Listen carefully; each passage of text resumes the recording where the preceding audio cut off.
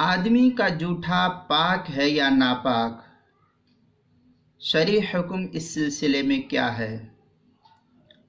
جواب: آدمی کا لعاب اور اس کا جوٹا شرعی اعتبار سے پاک ہے، اس میں ناپاکی کی کوئی علت بظاہر نہیں ہے۔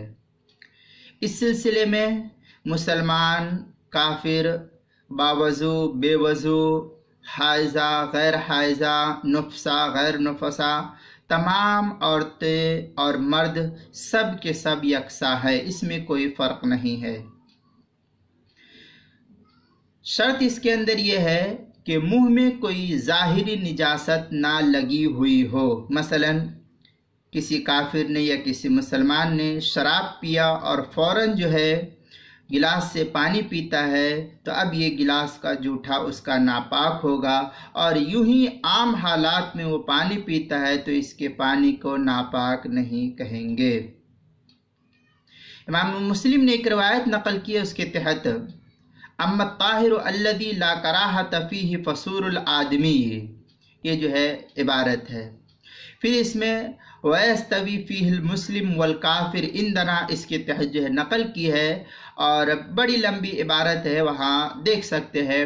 پھر حضرت عائشہ رضی اللہ تعالیٰ عنہ کا بھی قول ہے، کَانَ يَشْرَبُ مِنَ الْإِنَاءِ الَّذِي شُرِبَتْ فِيهِ وَأَنَا حَائِضٌ، اس کے تحت نقل کیا ہے۔ مسلم شریف کتاب الحیض حدیث نمبر 453، اور ابو داؤد میں ایک روایت اسی طریقے سے ہے، حدیث نمبر 226۔ ابن ماجہ میں بھی اس طریقے کی روایت ہے، اس کے سنن میں 635 صفحے پر 635 نمبر کی حدیث ہے، اور محیط برہانی کی پہلی جلد 282 اور 283 صفحے پر بھی اس طریقے کی ایک روایت ہے۔